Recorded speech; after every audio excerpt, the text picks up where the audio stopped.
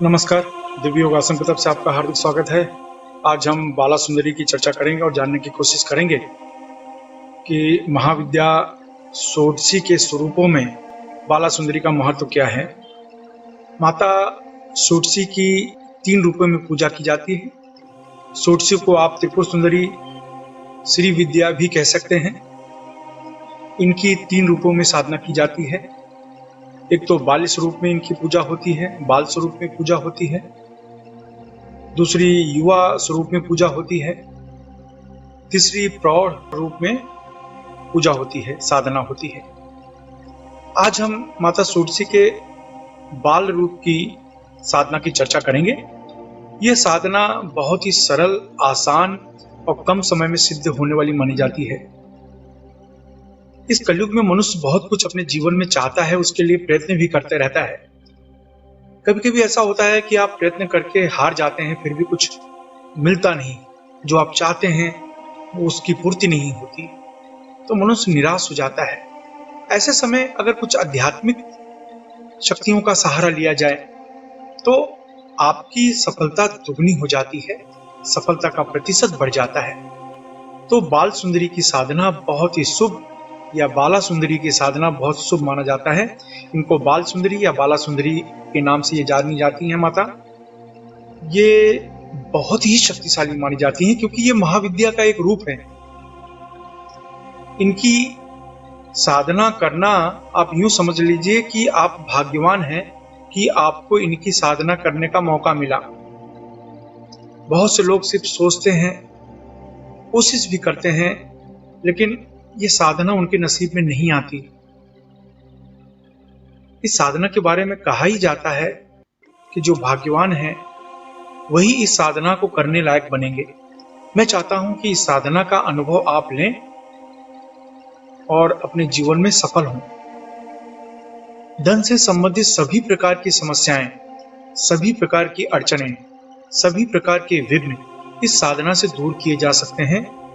अड़चन किसी भी किस्म की हो सकती है, चाहे आप कर्ज में दबे हों, चाहे आपने किसी से पैसे लिए हैं, दे नहीं पा रहे हों, या आपसे किसी ने पैसे लिए हैं वो आपको दे नहीं रहा है, अचानक आपकी दवाइयों का खर्च बढ़ गया है, अचानक घर में आने वाली नई नई मुसीबतों में आपका खर्च बढ़ता चला जा रहा है, चाह कर भी कुछ खर्च करने पर आप मजबूर हो जाते हैं, उसकी वजह से आपकी आर्थिक समस्या डावाडोल हो गई है। किसी भी तरह की आर्थिक समस्या से संबंधित कोई भी क्षेत्र हो, कोई भी कारण रहा हो, माता बाला सुंदरी की साधना से आपको उसमें लाभ मिलता है। तो आइए जानते हैं इस साधना का अभ्यास कैसे करें। ढीले ढाले वस्त्र पहनकर किसी भी कमरे में आप बैठ जाएं। शांत कमरा होना चाहिए। जमीन पर नहीं बैठ सकते तो किसी कुर्सी पर या सोफा पर लाल कपड़ा बिछाकर बैठ जाएं।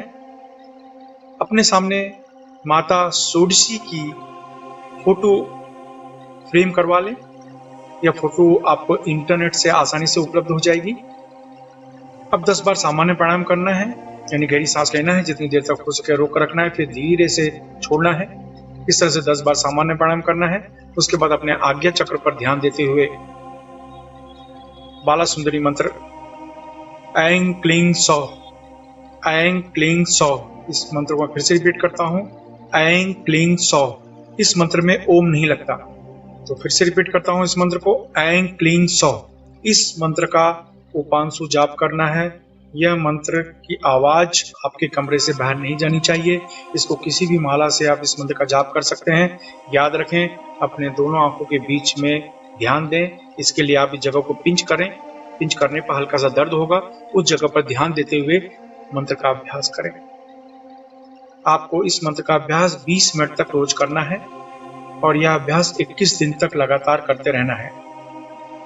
अभ्यास करने का समय सुबह या शाम को, सूरज उगने के पहले का मुहूर्त है या सूरज डूबने के बाद का मुहूर्त है, बीच में इसका मुहूर्त नहीं माना जाता। तो इस समय आप इस मंत्र का जाप करें। 21 दिन तक इस मंत्र का जाप करें। 20 मिनट तक रोज इस मंत्र का जाप करें। 22वें दिन किसी को फल या भोजन का दान कर दें। पैसे दान न करें। पैसे दान करना है तो किसी मंदिर की दान पेटी में दान कर दें। इस मंत्र को किसी भी मंगलवार से शुक्रवार से इस मंत्र का जाप किया जा सकता है।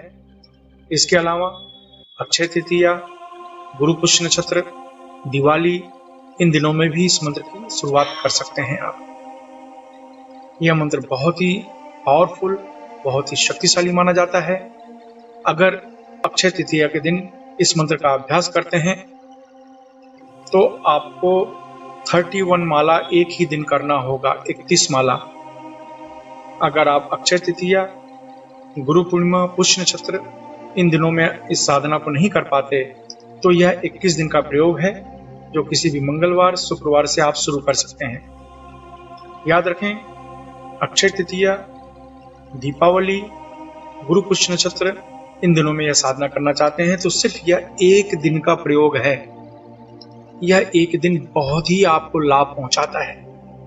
तो आशा है यह मंत्र आपके जीवन में निखार लाएगा, आपकी सभी प्रकार की मनोकामनाओं को पूर्ण करेगा। अब जानते हैं इसके नियम। अपनी पूरी श्रद्धा बनाए रखें। इस मंत्र को गृहस्थ सन्यासी कोई भी जप कर सकता है।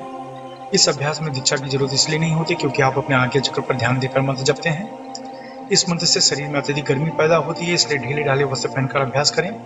महिलाओं को सम्मान दें। पति पत्नी मिलकर अगर इस मंत्र का अभ्यास करें तो कई गुना ज्यादा लाभ मिलता है। इस अभ्यास से पसीना ज्यादा आना, बार बार बाथरूम जाना, सर्दी जुकाम इस तरह की समस्याएं हो सकती हैं, इसलिए डरे नहीं। अगर आप नौकरी कर रहे हैं, बेरोजगार हैं या आप विद्यार्थी हैं, गृहिणी हैं तो इस मंत्र को पूर्व दिशा की तरफ मुंह करके जपें। अगर आप व्यापार कर रहे हैं, कला के क्षेत्र में हैं तो इस मंत्र को पश्चिम दिशा की तरफ मुंह करके जपें।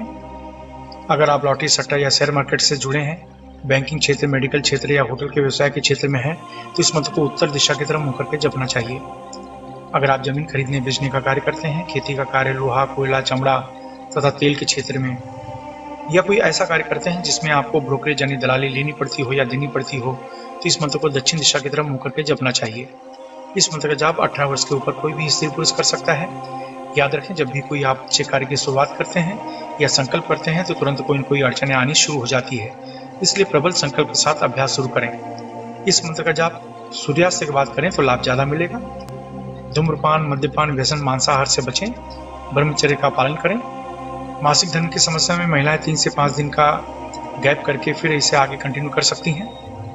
याद रखें, कोई भी साधना करें तो हमेशा अच्छे पर्पज के लिए करें, बिना स्वार्थ के साधना करें, समाज की सेवा हेतु साधना करें, किसी को लाभ पहुंचाने हेतु साधना करें, किसी को नुकसान करने के लिए स्वार्थ के साथ इस साधना को नहीं किया जाना चाहिए।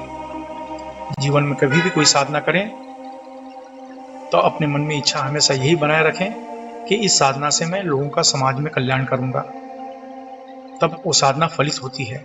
लेकिन अगर आप किसी स्वार्थ के तहत कोई भी साधना करते हैं तो उसमें सफलता नहीं मिलती, इस बात का विशेष ध्यान रखें। अभ्यास समाप्त होने के बाद अशून्य या वज्रली मुद्रा अवश्य अपनाएं। यह मुद्रा आपको ब्रह्मचर्य का पालन करने में मदद करती है। अशून्य या वज्रली मुद्रा क्या है यह जानने के लिए नीचे डिस्क्रिप्शन में लिंक दिया गया है, वहां से जानकारी आप प्राप्त कर सकते हैं। इसके अलावा मुंबई के निकट वज्रसूरी में 2 दिन का श्री विद्या साधना शिविर, जिसमें 1.25 लाख से 5.5 लाख मंत्र का अनुष्ठान होने जा रहा है। अगर आप यह साधना करना चाहते हैं तो नीचे डिस्क्रिप्शन में लिंक दिया है, वहां से इस साधना की जानकारी और रजिस्ट्रेशन कर सकते हैं।